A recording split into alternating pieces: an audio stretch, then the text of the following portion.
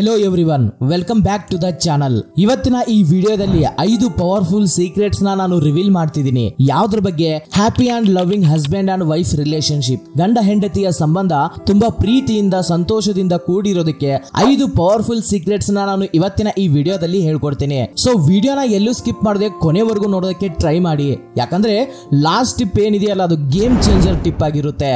Secret number 1, communication is the key. ತುಂಬಾ couples ತುಂಬಾ problems ನ ತಂದ್ಕೊಂಡು ಜಗಳವನ್ನ ಮಾಡ್ತಿರ್ತಾರೆ. ಯಾಕಂದ್ರೆ ಅವ್ರಿಗೆ ಪ್ರಾಬ್ಲಮ್ ಇದಾವೆ ಅಂತ ಅಲ್ಲ, ಪ್ರಾಪರ್ ಆಗಿ ಕಮ್ಯುನಿಕೇಶನ್ ಮಾಡದೇ ಇರೋದಕ್ಕೆ ಅವ್ರಿಗೆ ತುಂಬಾ ಪ್ರಾಬ್ಲಮ್ಸ್ ನ ಫೇಸ್ ಮಾಡ್ತಿರ್ತಾರೆ, ತುಂಬಾ ಕಿತ್ತಾಡ್ತಿರ್ತಾರೆ. ಆದ್ದರಿಂದ ನೀವು ಇಲ್ಲಿ ಅರ್ಥ ಮಾಡ್ಕೊಳ್ಳಿ, ನನ್ನ ಬಾಳ ಸಂಗಾತಿ ಹೇಳೋದನ್ನ ನಾನು ಅರ್ಥ ಮಾಡ್ಕೊಳ್ಳೋದಕ್ಕೆ ಕೇಳ್ತಿದ್ದೀನಾ ಅಥವಾ ಅವರಿಗೆ ರೀಪ್ಲೇ ಕೊಡೋದಕ್ಕೆ ಅಷ್ಟೇ ನಾನು ಕೇಳ್ತಿದ್ದೀನಾ ಅನ್ನೋದು ತುಂಬಾ ಇಂಪಾರ್ಟೆಂಟ್. ಕಮ್ಯುನಿಕೇಶನ್ ಮಿಸ್ಅಂಡರ್ಸ್ಟ್ಯಾಂಡಿಂಗ್ ಇದು. ಅವ್ರಿಗೆ ಹೇಳೋದನ್ನ ನಾವು ಅರ್ಥ ಮಾಡ್ಕೊಳ್ಳೋದಕ್ಕೆ ಕೇಳ್ಬೇಕೆ ಹೊರತು ಅವ್ರಿಗೆ ನಾವು ರೀಪ್ಲೇ ಮಾಡ್ಬೇಕು ಅನ್ನೋ ಉದ್ದೇಶದಿಂದ ನಾವು ಕೇಳಬಾರ್ದು. ಆದ್ದರಿಂದ ಈ ಪ್ರಾಬ್ಲಮ್ ಇಂದ ನಾವು ಯಾವ ರೀತಿ ಆಚೆ ಬರಬೇಕು ಅಂದ್ರೆ, ದಿನದಲ್ಲಿ ಅಟ್ಲೀಸ್ಟ್ ಒಂದು 15 ನಿಮಿಷವಾದ್ರೂ ಇಬ್ರು ಕೂತ್ಕೊಂಡು ಮಾತನಾಡಿ. ಆ ಮಾತನಾಡೋ ಸಮಯದಲ್ಲಿ ಫೋನ್ಸ್ ನ ಯೂಸ್ ಮಾಡಬೇಡಿ, ಡಿಸ್ಟ್ರಾಕ್ಷನ್ ಪ್ಲೇಸ್ ನ ಯೂಸ್ ಮಾಡಬೇಡಿ. ಕೇವಲ ನೀವು ಮತ್ತೆ ನಿಮ್ಮ ಪಾರ್ಟ್ನರ್ ಇಬ್ರೇ ಇರಬೇಕು. ಪ್ರಶಾಂತವಾದ ವಾತಾವರಣದಲ್ಲಿ ನೀವಿಬ್ರೇ ಕೂತ್ಕೊಂಡು ಒಂದು 15 ನಿಮಿಷಗಳ ಕಾಲ ಮನಸ್ಸು ಬಿಚ್ಚಿ ಮಾತನಾಡಬೇಕು. Secret number 2, keep the romance alive. ಮದ್ವೆ ಆಗೋದಕ್ಕಿಂತ ಬಿಫೋರ್ ನೀವು ಥಿಂಕ್ ಮಾಡಿ, ತುಂಬಾ ರೊಮ್ಯಾಂಟಿಕ್ ಆಗಿ ಇರ್ತೀರಾ, ತುಂಬಾ ಸರ್ಪ್ರೈಸಸ್ ನ ಕೊಡ್ತಿರ್ತೀರಾ. ಆದ್ರೆ ಮದ್ವೆ ಆದ್ಮೇಲೆ ಬರೀ ಆ ಬಿಲ್ಸ್ ಕೊಡಬೇಕು, ರೆಸ್ಪಾನ್ಸಿಬಿಲಿಟೀಸ್, ಜಾಬ್ ಸ್ಟ್ರೆಸ್ ಅಂತ, ಬೇರೆ ಬೇರೆ ಪ್ರಾಬ್ಲಮ್ಸ್ ಅಂತ ಅದರಲ್ಲೇ ನೀವು ಮುಳುಗೋಗ್ಬಿಡ್ತೀರಾ. ಸೊ ಇದಕ್ಕೆ ಸೊಲ್ಯೂಷನ್ ಏನು?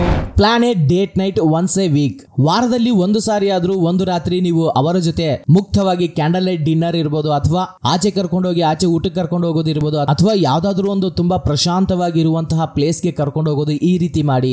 ಅಟ್ಲೀಸ್ಟ್ ಇದೇನೂ ಆಗ್ಲಿಲ್ಲ ಅಂದ್ರೂ ಕೂಡ ಮನೆಯಲ್ಲಿ ಇಬ್ರು ಕೂತ್ಕೊಂಡು ಒಂದು ಕಾಫಿನ ಕುಡೀರಿ.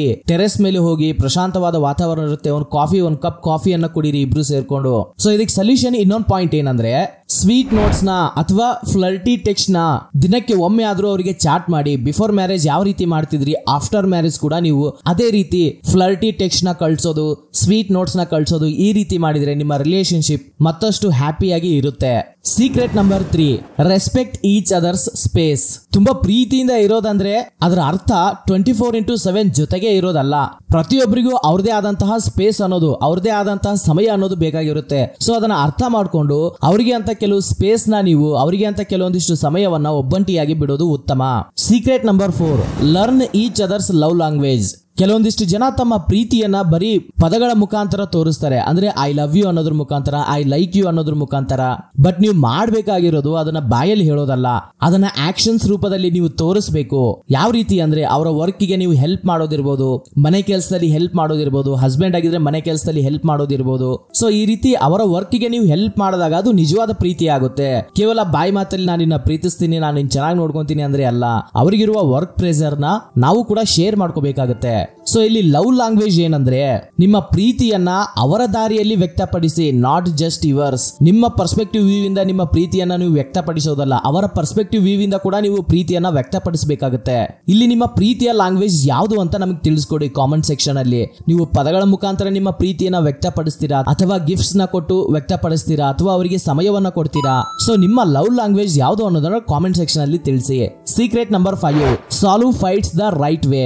Stop giving the silent treatment. It's like putting fire on fire. ಯಾವುದೋ ಒಂದು ಜಗಳ ಆಗಿದ ತಕ್ಷಣ ನೀವು ಸೈಲೆಂಟ್ ಆಗಿರೋದನ್ನ ಸ್ಟಾಪ್ ಮಾಡಿ. ಅದು ಬೆಂಕಿಯಲ್ಲಿ ಮತ್ತೆ ತುಪ್ಪವನ್ನ ಸುರಿದಂಗ ಆಗುತ್ತೆ. ನಿಮ್ಮಿಬ್ರು ಮಧ್ಯೆ ಒಂದು ಜಗಳ ಆಗಿದ ತಕ್ಷಣ ಇನ್ಸ್ಟೆಂಟ್ ಆಗಿ ನೀವು ಫಾಲೋ ಆಗ್ಬೇಕಾಗಿರೋದು ಏನಂದ್ರೆ 10 ಮಿನಿಟ್ಸ್ ರೂಲ್. 10 ನಿಮಿಷಗಳ ಸಮಯವನ್ನ ತಗೊಳ್ಳಿ, ನಿಮ್ಮ ಮನಸ್ಸನ್ನ ಪ್ರಶಾಂತವಾಗಿ ಇಟ್ಕೊಳ್ಳಿ. ತದನಂತರ ಅವ್ರ ಜೊತೆ ಮತ್ತೆ ಮೊದಲಿನ ರೀತಿ ಮಾತಾಡೋದಕ್ಕೆ ಪ್ರಯತ್ನಿಸಿ. ಆದ್ರೆ ನೀವು ಕೋಪ ಮಾಡ್ಕೊಂಡಾಗ ಏನ್ ಅಂತಿರ್ತೀರಾ ಅಂದ್ರೆ, ಎಕ್ಸಾಂಪಲ್ ಆಗಿ ಹೇಳ್ಬೇಕಂದ್ರೆ, ನೀನ್ ಹೇಳೋದನ್ನ ನಾನು ಕೇಳೋದಿಲ್ಲ ಅಂತಿರ್ತೀರಾ. ಬಟ್ ನೀವು ಆ ರೀತಿ ಪದಗಳನ್ನ ಯೂಸ್ ಮಾಡಬೇಡಿ. ನೀನನ್ನ ಇಗ್ನೋರ್ ಮಾಡಿದಾಗ ನನಗೆ ಅದನ್ನ ಕೇಳಬೇಕು ಅಂತ ಅನ್ಸೋದಿಲ್ಲ. ಈ ರೀತಿ ನೀವು ಮಾತಾಡಿ ಸ್ಮೂತ್ ಆಗಿ. ಸೊ ನಿಮ್ಮ ಹಸ್ಬೆಂಡ್ ಅಂಡ್ ವೈಫ್ ರಿಲೇಶನ್ಶಿಪ್ ಹ್ಯಾಪಿಯಾಗಿ ಇರಬೇಕು ಅಂದ್ರೆ, ಹೆಲ್ತಿಯಾಗಿ ಇರಬೇಕು ಅಂದ್ರೆ ಈ 5 ಸಣ್ಣ ಸಣ್ಣ ಟಿಪ್ಸ್ ನ ನೀವು ಫಾಲೋ ಆಗಿ. ಸೊ ದಿನಗಳ ಕಳೆದ ಹಾಗೆ ಎಲ್ಲ ನಿಮ್ಮ ಲವ್ ಅಂಡ್ ನಿಮ್ಮ ರಿಲೇಶನ್ಶಿಪ್ ಎಷ್ಟು ಸ್ಟ್ರಾಂಗ್ ಆಗುತ್ತೆ ಅಂತ ನೀವೇ ಚೆಕ್ ಮಾಡಿ ನೋಡಿ. ಸೊ ಇದೇ ರೀತಿ ರಿಲೇಶನ್ಶಿಪ್ ಟಾಪಿಕ್ ಬಗ್ಗೆ ನಿಮಗೆ ಮತ್ತಷ್ಟು ವಿಡಿಯೋಗಳು ಬೇಕು ಅಂದ್ರೆ ನಮ್ಮ ಚಾನಲ್ಗೆ ಸಬ್ಸ್ಕ್ರೈಬ್ ಮಾಡಿಕೊಂಡು ಪಕ್ಕದಲ್ಲಿರುವ ಬೆಲ್ ಐಕಾನ್ ಆನ್ ಮಾಡಿ ಇಟ್ಕೊಳ್ಳಿ. ಈ ವಿಡಿಯೋ ನಿಮಗೆ ಇಷ್ಟ ಆಗಿದ್ರೆ ಲೈಕ್ ಮಾಡಿ, ಹಾಗೂ ನಿಮ್ಮ ಸ್ನೇಹಿತರಿಗೂ ಶೇರ್ ಮಾಡಿ. ಸೊ ಇದಾಗಿತ್ತು ಇವತ್ತಿನ ವಿಡಿಯೋ. ಸೊ ನಿಮ್ಮ ರಿಲೇಶನ್ಶಿಪ್ ಚೆನ್ನಾಗಿ ಹೆಲ್ತಿಯಾಗಿ ಇರಬೇಕು ಅಂದ್ರೆ, ಹ್ಯಾಪಿಯಾಗಿ ಇರಬೇಕು ಅಂದ್ರೆ ಈ ಸಣ್ಣ ಸಣ್ಣ 5 ಟಿಪ್ಸ್ ನ ನೀವು ಫಾಲೋ ಮಾಡಿ ನೋಡಿ. ದಿನ ಕಳೆದ ಹಾಗೆ ಎಲ್ಲ ನಿಮ್ಮ ರಿಲೇಶನ್ಶಿಪ್ ಎಷ್ಟು ಸ್ಟ್ರಾಂಗ್ ಆಗುತ್ತೆ ಅಂತ ನಿಮ್ಗೆ ಗೊತ್ತಾಗುತ್ತೆ. ಸೊ ಇದೇ ರೀತಿ ರಿಲೇಶನ್ಶಿಪ್ ಬಗ್ಗೆ ಇನ್ನೂ ಹೆಚ್ಚಿನ ಇನ್ಫಾರ್ಮೇಶನ್ ಬೇಕು ಅಂದ್ರೆ ನಮ್ಮ ಚಾನಲ್ ಚಾನಲ್ ನ ಸಬ್ಸ್ಕ್ರೈಬ್ ಮಾಡಿಕೊಂಡು ಪಕ್ಕದಲ್ಲಿರುವ ಬೆಲ್ ಐಕಾನ್ ನ ಆನ್ ಮಾಡಿ ಇಟ್ಕೊಳ್ಳಿ. ಈ ವಿಡಿಯೋ ನಿಮಗೆ ಇಷ್ಟ ಆಗಿದ್ರೆ ಲೈಕ್ ಮಾಡಿ ಹಾಗೂ ನಿಮ್ಮ ಸ್ನೇಹಿತರಿಗೂ ಶೇರ್ ಮಾಡಿ ಅಂತ ಹೇಳ್ತಾ ಇವತ್ತಿನ ಈ ವಿಡಿಯೋವನ್ನ ಮುಗಿಸ್ತಾ ಇದ್ದೀನಿ. ಧನ್ಯವಾದಗಳು.